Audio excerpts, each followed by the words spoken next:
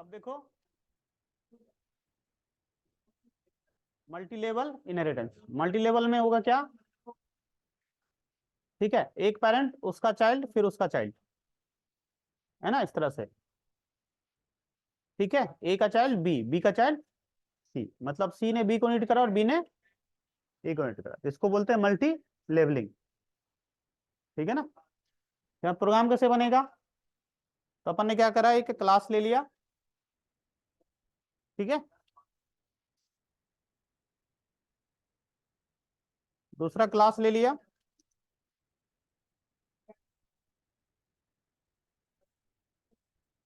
ठीक है, ये नीड कर लेगा किसको?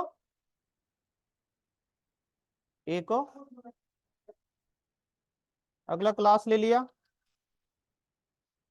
है ना, ये नीड कर लेगा बी को। ठीक है, नॉर्मल प्रोग्राम बनाना है तो सिंपल यहां पे लिख देंगे पब्लिक। ठीक है,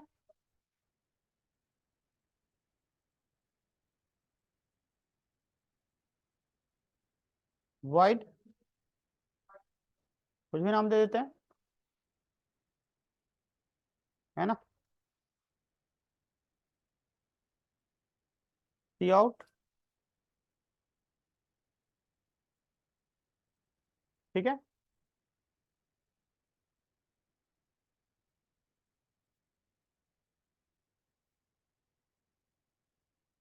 सेम यहाँ कर देते हैं।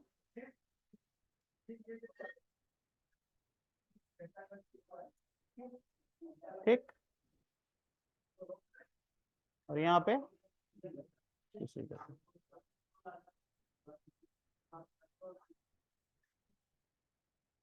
ऑब्जेक्ट किसका बनेगा? लास्ट वाले का बनेगा ना, क्योंकि देखो, यदि सी ने बी को नीड कर रखा है, बी ने ए को नीड कर रखा है, हाँ मतलब ए को बी ने नीड कर रखा है और बी को सी ने कर रखा है, तो सी के पास ए का भी रेफरेंस आ जाएगा ना बी के थ्रू। जैसे सी बी को यूज कर लिया, बी के पास ए का रेफरेंस है, तो सी ए को भी यूज कर सकता है। तो फिर यहाँ पे क्या करेंगे, ऑब्जेक्ट किसका बनाएंगे? सी का।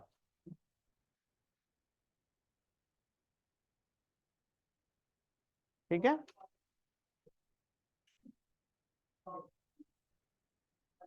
B B P dot C सी।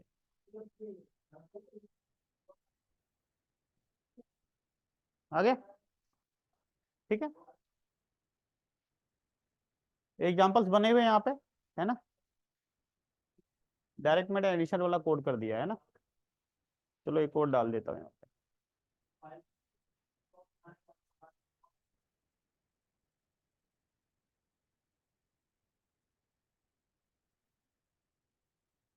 ऐसे ही देखो, एक वेरिएबल ले लिया, है ना, इसमें यहाँ पे, है ना, पैरामीटर पास कर दिया। ठीक है, इनहेरिट कर लिया, यहाँ पे उस तरह बी ले लिया और यहाँ पे सी ले लिया। अब यहाँ पे क्या करेंगे,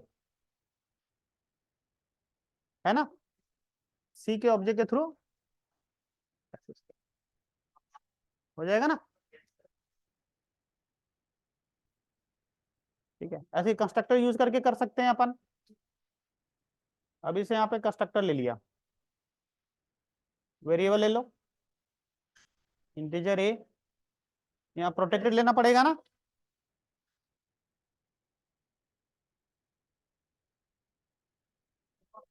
ठीक है,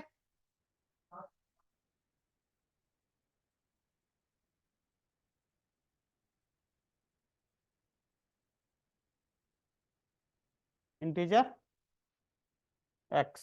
ठीक है ना। हम्म, यदि यहाँ पे ए रखोगे तो क्या करना पड़ेगा, यहाँ पे दिस पॉइंटर यूज करना पड़ेगा ना, इसलिए कि क्लास फील्ड का नाम और पैरामीटर का नाम सेम हो गया, तो दिस का मतलब, है ना, करंट ऑब्जेक्ट। ठीक है, ये हमारा ये हो गया और ये, है ना, पैरामीटर है। सेम ऐसे ही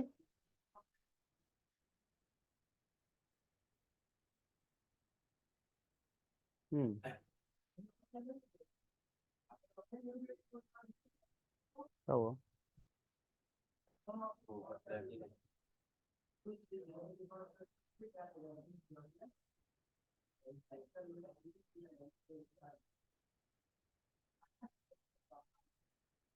ठीक है, बी ले लिया।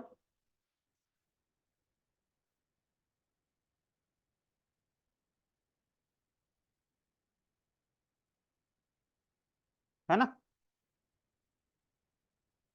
वैसे ही सी में ले लो।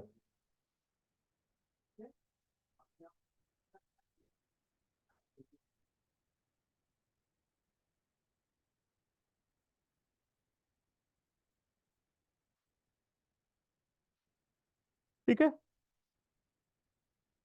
अब यहाँ ऐड करो।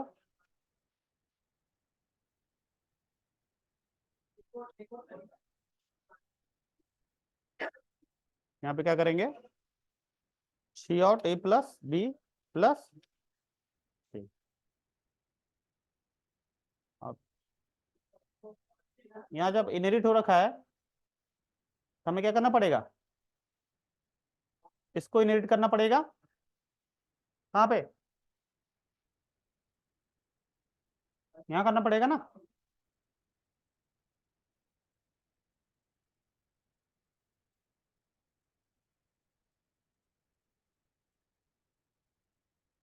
ठीक है, तो यहाँ पे दो पैरामीटर लेना पड़ेगा।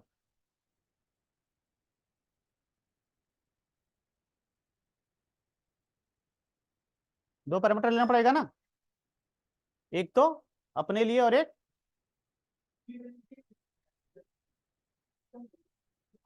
ठीक है,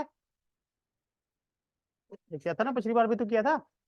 बाहर से वैल्यू भेजना हो तो हमें दो पैरामीटर लेना पड़ेगा, एक तो इसको भेज देंगे क्योंकि ये यहीं पे इनहेरिट होगा ना।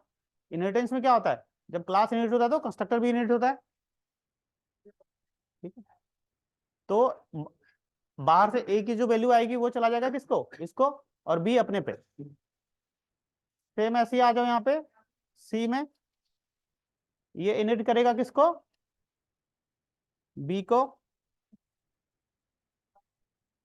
तो फिर यहाँ पे कितना लेना पड़ेगा, बी को दो भेजना है ना, और एक अपने लिए तीन लेना पड़ेगा। हाँ, इंटीजर ए, इंटीजर बी, तो ए और बी तो इसको भेजना पड़ेगा। हाँ, ए और बी इसको भेजेंगे ना, फिर ये इसको ए उसको दे देगा। ठीक है, अब उसके बाद यहाँ पे कितना भेजना पड़ेगा, तीन। हाँ, ठीक है, ये ए को चला जाएगा, ये बी को, ये सी को।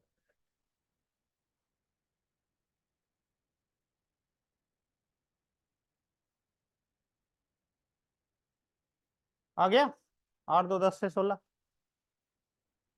समझ में आया। चलो बना।